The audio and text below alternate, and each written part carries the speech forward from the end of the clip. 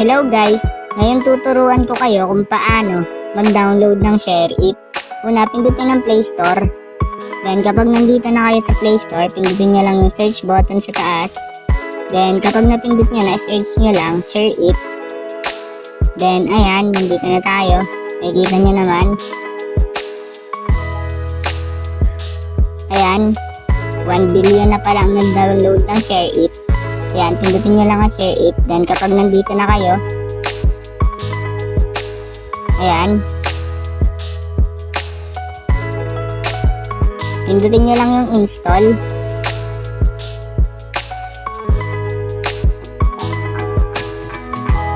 Then wait lang natin hanggang ma-download na. Ayan, 40 MB nga pala siya. Ayan, tapos na. Wait for installing na lang tayo.